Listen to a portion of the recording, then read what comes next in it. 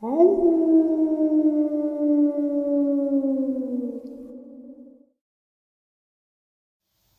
greetings and salutations, everyone. I hope everyone is still doing well, and welcome to this second upload of the day. Before we jump into it, a couple quick links. As many of you know, I rely on Patreon, PayPal, channel membership, and the merch to help the channel to continue to grow and go. Links to Patreon, PayPal, and channel membership is in the description below. Merch displayed directly under the video. Also, Dogman, Frightening Encounters, Volume 1 through 3, the audiobook versions. They were written and researched by Tom Lyons, narrated and produced by me, Jeff Nadolny. Those audiobooks are available on Audible, Amazon, and iTunes, links to which are also in the description as well. And finally, last but definitely not least, if you'd really like to help support this channel to continue to grow and go, simply subscribe. It does not cost a cent.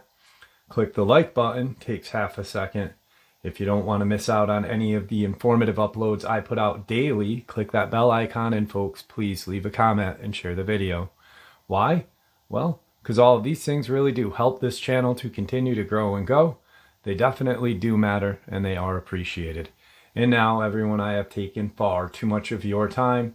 Let's jump in to today's second upload, shall we? Today's upload is very interesting. A gentleman had listened to a couple of different uploads that I've shared. One being a experience in the Canadian Rockies, and that's what made him reach out to me. Also, a experience that I shared just recently in Alaska, and we'll comment on that a little bit later. That was another reason why he wanted to reach out. So back in 2005, a gentleman who worked for the Canadian Security Intelligence Service had an experience in Lake Chandler, Alaska. And we'll get to that really quick. But he shared some information with me that really blew my mind. There is a man-made island in Canada, northern Canada. It's Rene Levasseur, and it's a man-made island created by two rivers that formed a lake. Apparently, there is a underground military installation that is jointly operated by the Canadian and United States government, but also with the alien agenda. And they are doing a lot of genetic mutations up there, a lot of what occurred at Nightmare Hall. I've been sharing a lot about that as of late. I've been talking about William Cooper, Dulce, Phil Schneider, and such. And that's another reason why he reached out. Because on this island, Rene Levasseur, this base is situated almost dead center. Population in this island is like 92 on a good day. And the United States government and the Canadian government have been experimenting with alien agenda, the draconian, the gray, with these creatures. I will call them creatures because to me that's what they are. They are demonic. I truly believe that that's what these aliens are demons.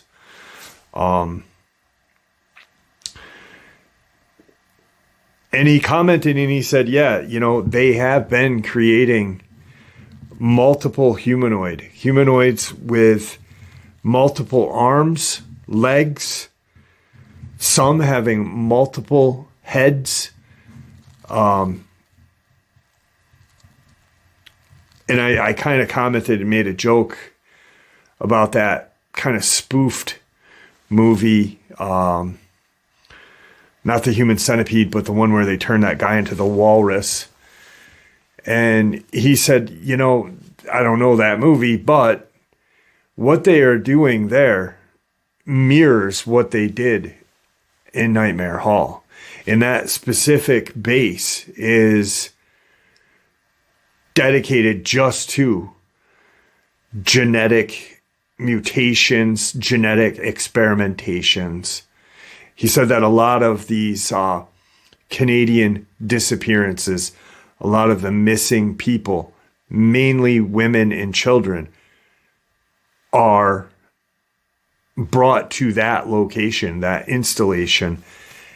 And the government has been using, apparently, dogmen as guards for this base. He said that there has been times that the area on that island is almost overrun with these creatures that are chipped going to this location to keep it secure.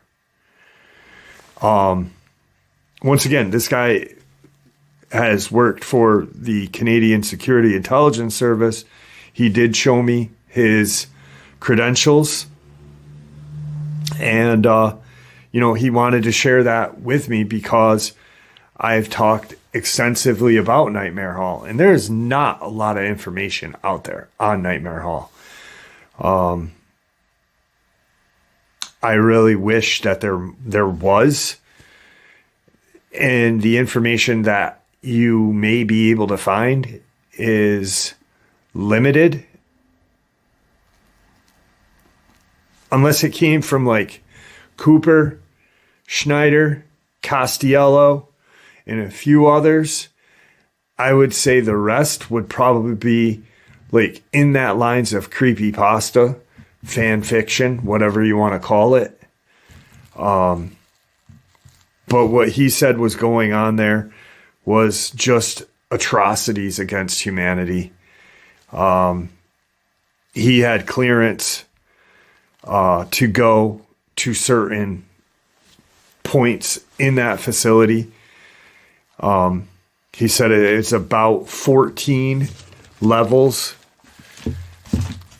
He has only been to 4, but on the last level he was able to go to is where he saw these multiple limbed humanoids. Like they were a human at one point. And they came out of these vats that whatever is in them, whatever it may be, alien blood, it may be some kind of substance foreign to this earth, but whatever they came out of, and these things resemble, you can see that it was a human at one point, but the humanity is gone out of it. It is more or less now a monster. He said that when he saw what he saw was it had 6 limbs. So a set of legs and 2 sets of arms with 2 heads. One head being that of a child, the other head being that of a woman, of a middle-aged woman. And the eyes were jet black on both of these heads on this creature. There was no kind of any humanity. It was a monster. It had no compassion. It had nothing. It was almost a mindless kind of killing machine. I said, well, what about the creatures or mutations? I can't even call them creatures because it's not their fault. What about the mutated stories of the women that had been kidnapped that are just now turned into like almost like a cow, a milking cow. He was not able to, he didn't see any of that, but he imagines that, judging from what he saw, that the depravity of what is going on there could very well be even worse than what happened in Nightmare Hall. He doesn't know much about Dulce because obviously he is Canadian. But what he has heard about our deep underground military bases that have a draconian, gray, alien agenda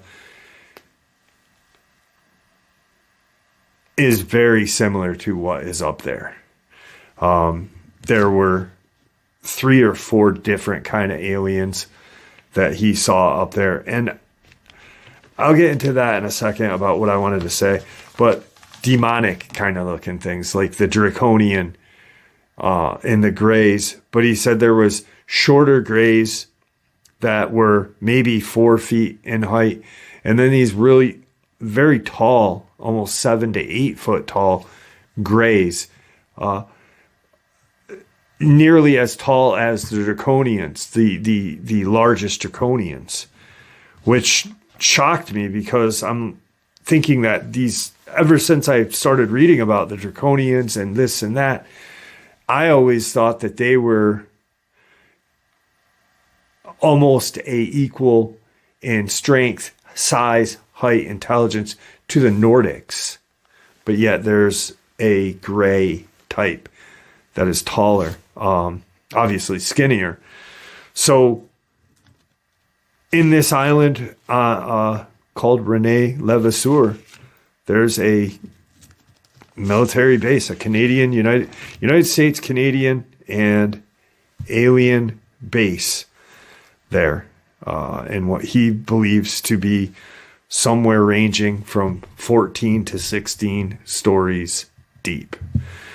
Created, and the crazy thing about the island is a perfect circle.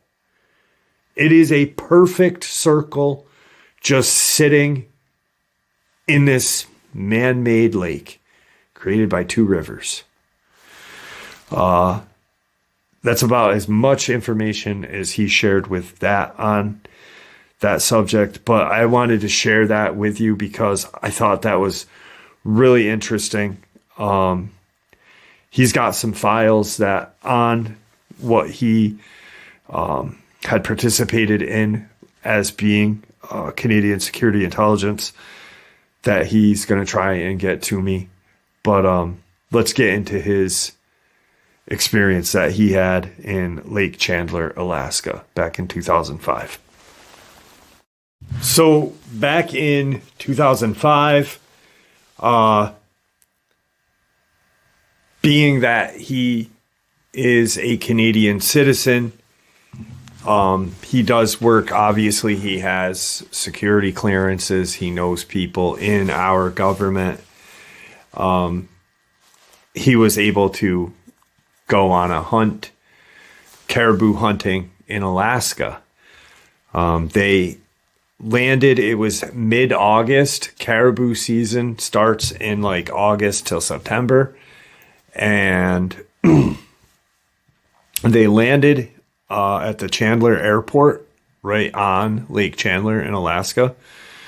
They had brought those canvas kind of lodge tents with them, a portable log stove and such. They were about 5 of them together and a guide that was meeting them up there. So 5 plus 1.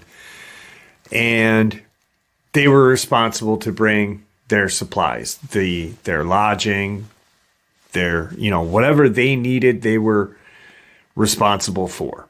So they had everything with them. They landed at the airport, which is just a random strip of just a patch next to the lake. So they get everything loaded out and they drive to where they're going to have to trek in. They do have a kind of razor. It's not a razor. It was like a John Deere kind of 6x6 or whatever the hell they are, to carry in some of their stuff. That could only make it a portion of the way of where they were going to camp. And then they'd trek back. They make treks in. So they're about 10 miles away, 10 miles deep in the brush or bush of Alaska, on the almost opposite side of the lake from where the airport is. And everything is going smoothly. They get everything set up. They're talking about the hunt, hey, we're going to do this, we're going to do that, yada, yada. They're getting familiar with their guide. Apparently one or two of the guys that they were with had been up here hunting and knew the guide fairly well. So the first night was to just set up, meet, and, get established. Next day comes and they kind of scout out the area. They had a few, obviously Alaska is very strict with their hunting tags and such. So they wanted to make the best of what they could with their tags. The first day they scout out some areas and they don't split off. So all six are kind of walking together quietly and such. About midday, they do spot some caribou. They spotted a few moose. Nothing of their means yet, nothing to their eye. And it wasn't going to be a hunt day. It was more or less, let's scout out, let's see what we've got, and then we'll figure out, you go here, you go there, and we will hunt. So on their way back to their camp, one of the guys that is also works in the Canadian Security Intelligence, or worked in that CSIS, kind of started to get this weird vibe. Like he felt like something was watching them. And he told the gentleman that contacted me, and they kind of blew it off. Like, maybe the moose or maybe the caribou are scoping us out. This was his first hunt that he had ever been on. He had never been hunting prior to, and, he was asked to go with everyone. So he didn't really know, the whole vibe of being out deep in, no man's land, practically. So they get back to camp and he starts telling, everyone else, and he talks to the guide about how he felt like, I think we were being watched. And one of the guys brings up Bigfoot as a joke. And the guide says, well, that's not a joke. There are Bigfoot, and they are in Alaska. I've never seen one in this region. I've seen other things. That's why it's important that, where we are and where I put you, you stay there so I know where you are. Don't, move from your location, keep your radios on, this and that. There are things out here that will kill you. and not just talking about bear or moose, but there are some other things out here. But don't joke about Bigfoot, because there are Bigfoot and they're not a joke. That kind of sets the mood for everybody, kind of like, what the fuck is this guy on? These are intelligent, deemed themselves intelligent, men. We work for, different services of the government. What are you talking about? Wood ape running around, this guy's crazy. Is he eating mushrooms somewhere? And that night they have their dinner. It's about 7:30, 8 o'clock. They're getting ready to go to bed to get a jump on the hunt the next morning. And they hear just this loud howl that lasted for almost 45 seconds to a minute long. It was just this deep, powerful howl that they knew that this was not a wolf. They could hear by the loudness and the length of time that whatever, even if it was a wolf, it had to be huge. Because it was just kind of an explosion of this howl. The guide actually looked spooked. He said, I remember looking at everybody as they're in this canvas kind of lodge tent, and I'm looking at everybody. We've got, 2 or 3 lanterns going, the log stove's going for cooking and a little bit of heat because it's a little chilly, and thinking, why is he freaked out? He's been here, hunts here, guides here.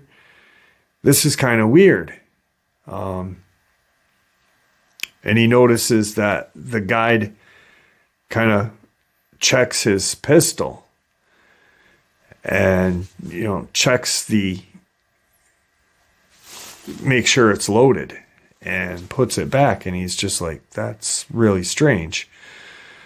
No one asked any questions though. So, cause they all thought, well, maybe it's just a big, Alaskan timber wolf. And maybe apparently they are not afraid of humans. So that's why. So they go to bed. There is, a little bit of apprehension, but once that really loud howl ends, they don't hear it again. And it sounded, far off in the distance, to not be that worried. Once again, he doesn't know Jack, because this is his first time being, hunting. Practically,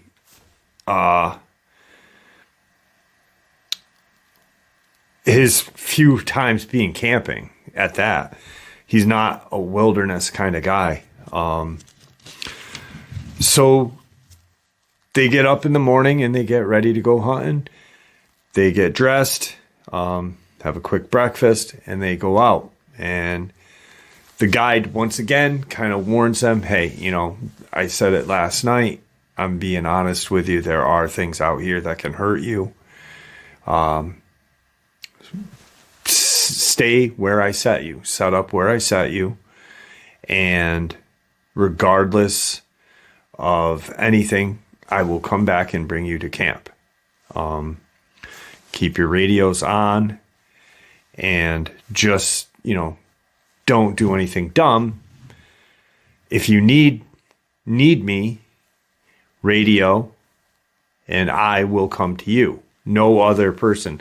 So there is no deviation from where you stay.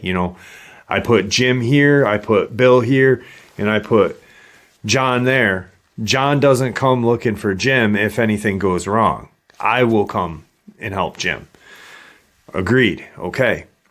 So he sets everybody up, and they hunt there. That's their spot. They're waiting for, caribou, moose. And beautiful day, and he doesn't see anything. He's nerved, though, from that howl. He remembered that owl all night and all day. And so he'd hear like twigs snapping and, a bird land, and he kind of, freak out a little bit. So they, that day goes by fine. The second day that they're out there, is good. No one got anything. They go back to camp, and they have their dinner. They talk about, hey, the guide says, we're going to do this different now. We're going to go on this way. And, I got a different spot that I want you to try, and we'll see how this goes. We're going to trek it out a little further out. So we'll probably leave a little earlier than, today, and we'll see how this goes. They don't hear anything that second night. That's technically their third night there, but the second day hunting. Next morning they wake up and they get ready for their hunt. As they are walking out of their lodge, they notice this just real bad odor, and it's coming with the wind. It's, kind of blowing in at them. And they kind of look around for something dead. And they both are kind of looking at the guide. Now, the two Canadian security servicemen are good friends. So they're, together looking at everything and trying to figure out what the hell this smell is. The guide is kind of apprehensive a little bit. He's kind of standoffish, looking around a little, and more so than the day before. It was almost like he didn't want to go out, but he's getting paid. So they start trekking out. And he again says, almost paraphrasing it, do what I tell you to do. Do not deviate, yada, yada. And as they are walking through this section of woods, they come to a very shallow, kind of swampy area. It is moving, but it's not moving quick. It's not stagnant, but it's pretty stationary. And they see these paw prints. And one of the guys immediately comments and goes, "Holy shit, bear, look at the bear prints." And because they are a large size print, he said somewhere between 8 to 10 inches across. Just a wide kind of print. And the guide says, "Nah, that's not a bear print. That's something else. Let's get out of here, and we'll follow, where we're going to go." So now they're talking amongst themselves as the guide's leading the way. Like, what the hell did he mean? That's something else. You think is that how big these timber wolves are? Like a print like that, how big are these freaking timber wolves up here?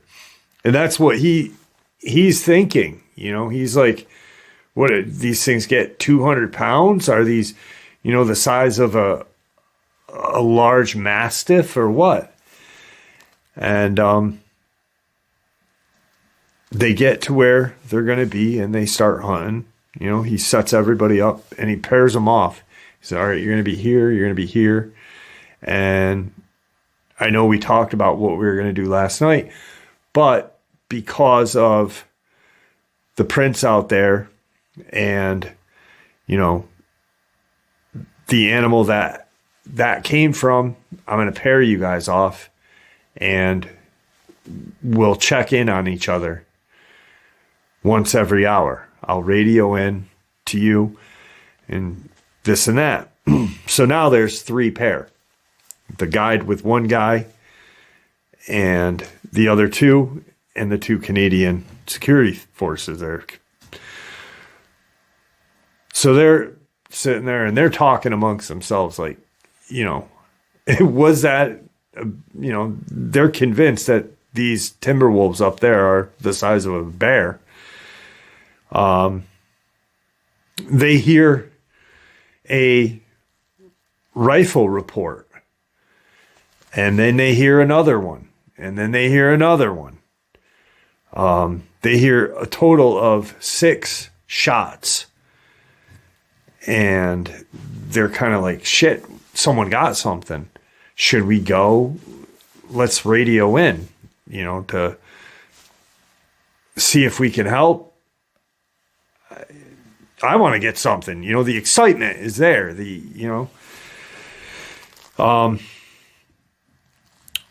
As they are talking and they're like, you know, let's radio in and see if anyone needs our help, you know, to drag this thing in or gut it or whatever.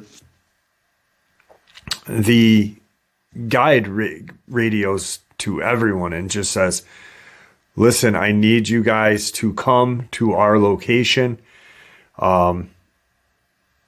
This is, you know, where we are going to be.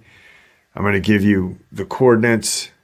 Just follow everything that I told you to be and told you where, you know, I've marked the area where they're going to be. That's why they went scouting. That's why they scouted the area out so they kind of would know where to go.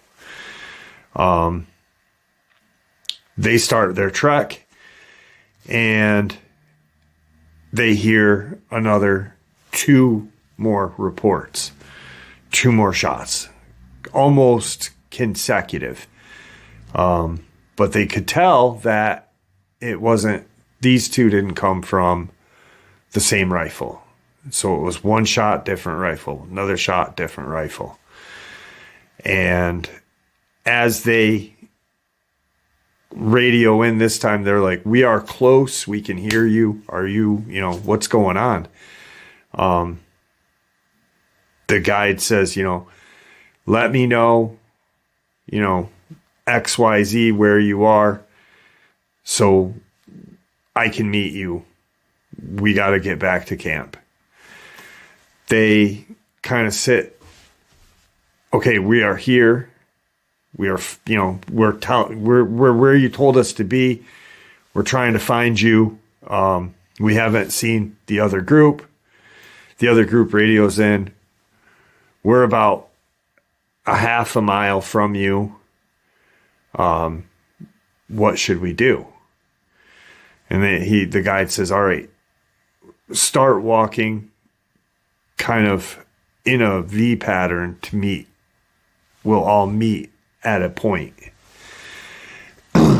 About 15 minutes goes by and the guide and the guy that he was with are not there, but the other paired off group meet up with the 2 Canadian guys. And they're like, what the hell is going on? You know, do you think they got a bear? Do you think they got a moose? Do they need our help dragging it? Why are they having us come? Why is he having us come to them? What is going on? As they're talking amongst themselves, they hear a bunch of racket coming from the woods ahead of them.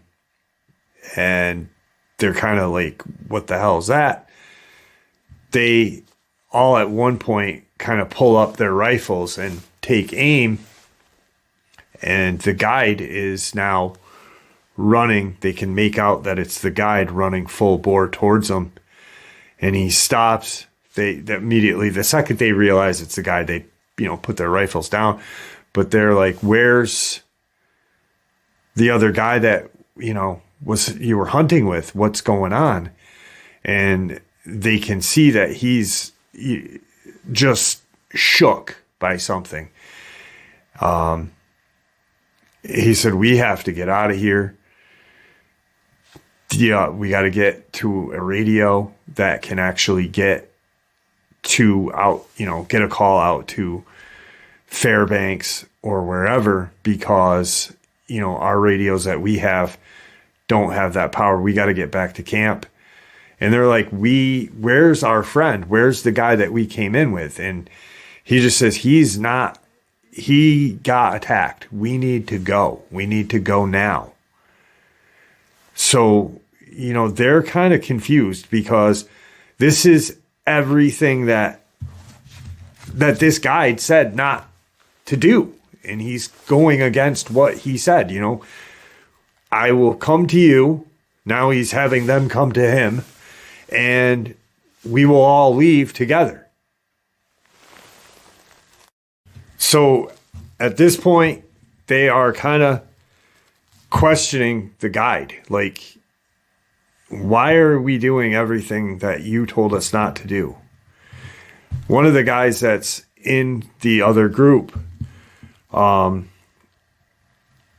that group of two, had, obviously these 5 guys have kind of bonded. The only 2 that knew each other were the 2 guys from the Canadian Security Intelligence Service.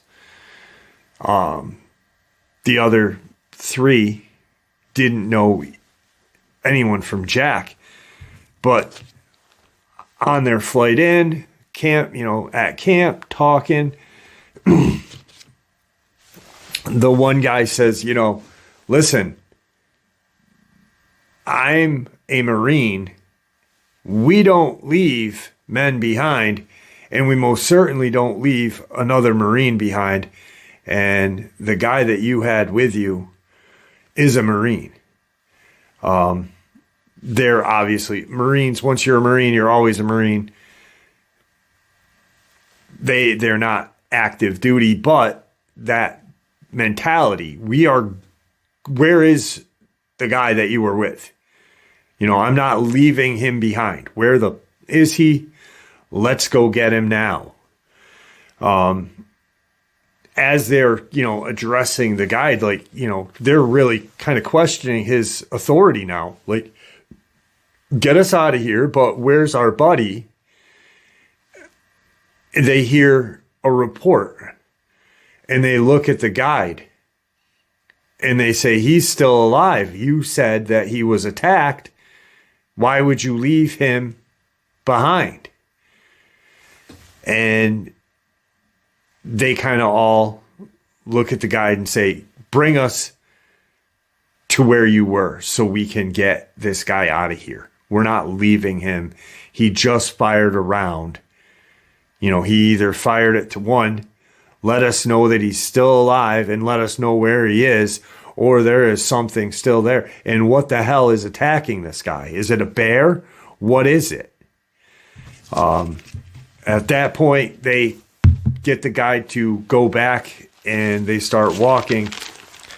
The guide then looks at everyone and says, in the next couple of minutes, we're going to be to where we were. I don't know if whatever attacked us is still there, but I'm going to tell you right now that everyone be ready to shoot. And if he is dead or if he is alive, either or, he's going to be in bad shape. I told you that there are things out here that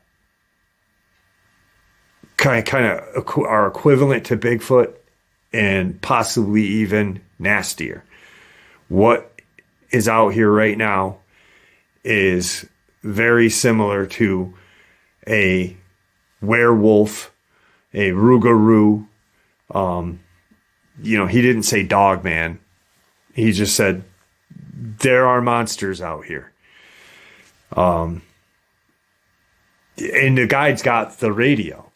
So the guy that they're looking for doesn't have a radio. So the Marine yells something like whatever, kind of a Marine yell. And once again, the guy that's in the Canadian Security Intelligence is, he's not a Marine. He never was. So he doesn't know what was said, but he just knows that it sounded like something like a sound off. And he hears the response. He gets a response like seconds. And it's not far. And, once again, that Marine looks at the guide like, kind of shakes his head. And at one point, he thought that the guide was not coming out because that's how pissed off the Marine was that he left. One, another hunter, but two, a Marine out there just took off running. They get out into this small clearing and they see the guy lying there. He's against a tree. His leg is bleeding and it looks like he'd gotten mauled. His upper portion is good. There's no blood on his face, his chest. It's just his one leg looks like it had just like been put in a wood chipper.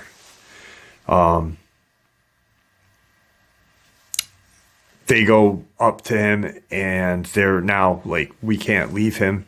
He's going to die if we leave him. He may die on the way out, but we're not leaving him. They tie off his leg above where the main wounds are, and they're getting ready to, drag him out of there. They're, making do with what they have. They tied off his leg with a shirt, and now they're, so they make kind of like this makeshift carry thing for the guy. They get him loaded up on that, and he's got his leg elevated. So his head is, his legs are elevated. They're trying to keep him from bleeding out. And they're walking. They don't see anything. They're talking to the guy, but he's talking kind of gibberish. He's not making sense. He's not saying like, I saw the Dogman. He's just not coherent there. They start walking and they're about 2 miles into their hike. So they've got at least another hour to their camp. And they hear just this smash kind of coming through the woods off to their side. And the guy who had gotten mauled just starts losing it. He had shot kind of his rifle. He's, everyone has their rifle. He's got his rifle and he shoots kind of like behind. And they stop and they're like, what the hell, bud? Take his rifle. They don't want to get shot, but they're like, what the hell is that noise? The Marine that is now went back for the other Marine there. He's now kind of in charge. And he looks at the guide and says, what is hunting us? What is out there? How do we stop this? Are we gonna get out? Is it gonna come after us? Is it because it smells his blood? We got to kill this thing. The guide just says, I've only seen one once before, and it had taken down a moose. Just one had taken down a full-grown moose, which he, made it seem impossible. They hear another kind of smash through the trees, and they kind of stop and start looking around. It's not throwing stuff. It's almost like it's purposely making these noises. They keep walking. They pick up pace a little. Each time they stop to check on the guy who had gotten mauled, there's this just kind of smash through the trees and then silence, almost to like let everyone know, hey, I'm still with you. It's not like it's throwing a rock or throwing sticks. It's just almost like it's just pushing into trees to kind of creep these guys out or freak these guys out. So they get about nearly to camp. They stop their last kind of stop to check on his leg to make sure that he's still alive. And right as they make their stop, they automatically now expect to hear that crashing sound. But they don't. And they're already turned, because they've heard that crash 3 or 4 times now. So they're already turned, and their rifles are raised at where they anticipate that crash to come from. As they get ready to do that, they see something off to their peripheral, and it kind of shoots by them through the woods. So they're looking and they see it and they turn, and that's the way they got to go to camp. So this thing is now heading toward their camp before them. But keep in mind, once they get to their camp, they still got to get out they still got to get into that 6x6. They got another whatever hour walk to the 6x6, and then a good drive to get to where the airport would be, to where base camp or where the guides setup is. So they're not even close to being out of the woods. And that dawns on them at this point as they see this kind of streak of brown running past them. That really, they're like, we've got a long way to go. You need to start leveling with us. And what are we going to do to get the hell out of here? The guide is just like, the only thing I can ever say, I've only seen once it take down a full-grown bull moose. All I know is that I've heard stories from, the native Alaskan tribes that they've been killed, they can die. So the best thing I can say is when and if it comes to attack us, that we all shoot it.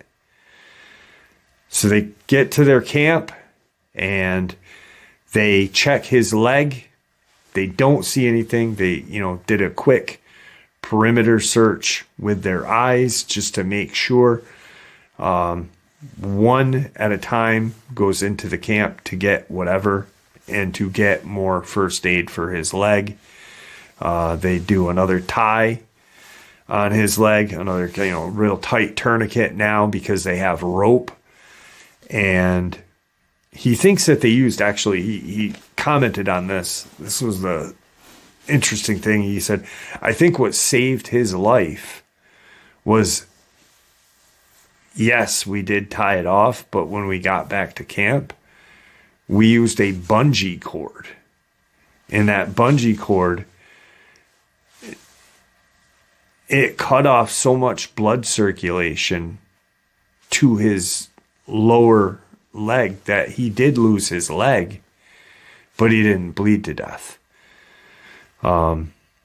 He said, I don't know if he would have lost his leg if we hadn't used that bungee cord, or if it was because of the bungee cord being so tight. He would have died if they didn't, but he's that stuck with him a lot, because he's like, did this guy lose his leg because of us and the tourniquet we made with this bungee cord? Because it was so tight, it was practically cutting into his skin, but it stopped him from bleeding out. So they now have better, equipment to make a better kind of sled thing to tow him out. What they did was they took a cot and kind of snapped the top part of the cot off, put him on that, and secured him. And one guy on one side, one guy on the other, 4 guys on that, and we're getting him out of here.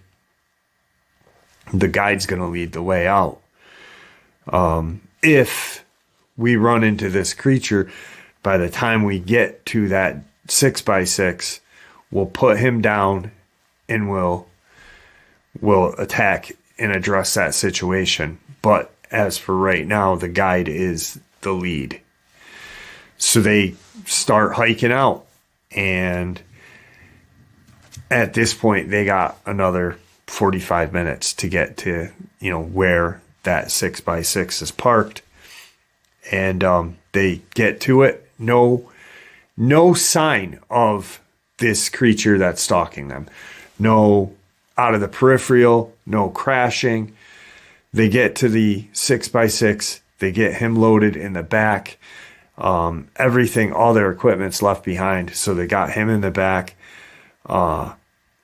Everyone is loaded up and they're driving out. And they've got a ride in front of them. Well, they didn't see anything on the way out, walking out, but they did when they got in that 6x6, and I'm probably about a half an hour into their drive. They're driving, and this thing is standing dead set in the middle of this trail, this whatever road trail. And what they see is this just dark brown, almost black, but they can tell that it's brown from the sun and how the sun is hitting its fur. Large canine creature. Its tail is, almost touching the ground, hocked legs. Its arms and feet, or arms and paws, are almost, to its knees, and it's hunched, and it's almost expecting them to come. It's staring them dead on, like face to face. Hey, I'm right here. You got one place to go, and that's through me. And its head is enormous. He said that was the one thing that when they first saw it was the body of this thing is huge, but the head was just almost unbelievably just. And he said, I don't know if it was because of its, how its face was and how its teeth structure was, but it seemed like its head was just so much bigger than its body, but it wasn't. But that's how it seemed because of its teeth and its claws down by its side. They stopped, and the one Marine that is tending to his fellow Marine, they all peek up and look, and they all immediately just start shooting. He doesn't know if the guide shot. They kind of lost a lot of respect for the guide. He said, I don't know if the guide shot at all. He goes, I heard just a lot of, shots coming. They were shooting bolt action, but serious rounds. So, what a magazine and a bolt action, or a bolt action, 5 rounds each. So they said they shot about, 10 rounds into this thing. It did try to move, avoid getting shot, because it was charging at them. The first shot that was made, it actually started to run at them, and the thing drops. Now, the Marine that had tended to his fellow Marine jumps out of the back of the John Deere thing, 6x6, and he goes over to look at this thing, the Dogman, and at that point, when he's out of the 6x6, the guide actually engages the drive, almost like he's going to drive away from and leave this guy here with, like, he's still in, freak out mode. They grab the guide and immediately, what the are you doing? Stop. Don't, you're not running shit anymore, pal. And the Marine looks at this thing and says, what in the hell is this? Is this what you saw? What is this? This is a wolf, but it was just standing on 2 legs in front of us. Is it going to change into, they actually were questioning the guide. Is this going to change into a human? Did we just shoot a human? Was this, because they had never heard of Dogman. It's 2005, but these are men that were never into the paranormal. They never, they made a random joke about Bigfoot in the woods. These guys are not, so they're thinking Hollywood, this is going to be, Pat from fucking Chandler that is a werewolf. And he said, that thing's not going to change. It's not a human. Get in here. We got to go. There may be more. There may be 2 more, 1 more. We got to go. We have got to get out of here. It's dead. Let's go. They get to the guide's kind of cabin / office.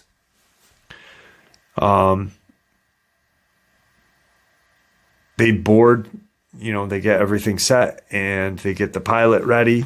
The pilot had been camped, he had stayed at this cabin, waiting for the return. And they get in the plane and they fly out to Fairbanks. So they land in Elson Air Force Base, and from there they already had radioed in. The pilot had already radioed in, we got a injured man, get an ambulance out there waiting, bring him to Fairbanks Memorial, and we will then, figure out what happened, what's going on. They forced the guide to go because at one point, the one Marine wanted to have him arrested for endangerment. Yet there were disclosure papers filled, like, you're going on, I am not responsible for you if a bear attacks you or if you get trampled by a moose. So there's no legalities of that. arrest. He wasn't arrested, but they were then all brought to Fort Wainwright, where they had met with a few people from Homeland Security, and they were separated. So he had never seen anyone other than the person he knew prior to in the Canadian Security Intelligence. He didn't see the Marine ever. He didn't see the guy who had gotten hurt. He didn't see the guide after. But they were questioned about what they had seen and what had happened, this, and that. Shortly thereafter is when he had gotten security clearance for the Rene Levasseur military base. That's when his clearance after this attack, this hunt happened, is when he started to move up in the line, progressing in the Security Intelligence Service. He was, told never to talk about this and never to, address anything other than. He is now out of the CSIS, and he will never enter America ever again. That's why he is comfortable sharing. But this was probably the most unbelievable thing that ever happened to him at that point, up until he was at the Rene Levasseur. And from what he told me in that files that he has, I'm looking forward to sharing that with you. He said that when he saw that six-legged humanoid that he knew was a human, not some kind of alien creature, but he knew it was some sort of, mutation created by his government, our government, and this alien agenda.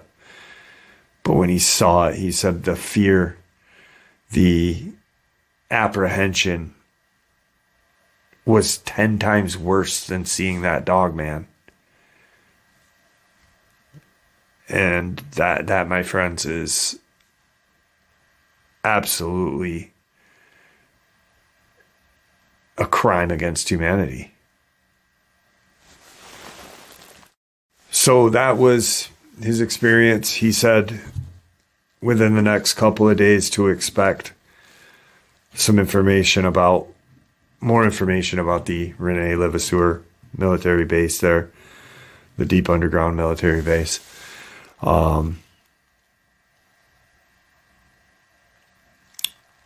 He's done. He'd been, out of the Security Intelligence Service for a while now.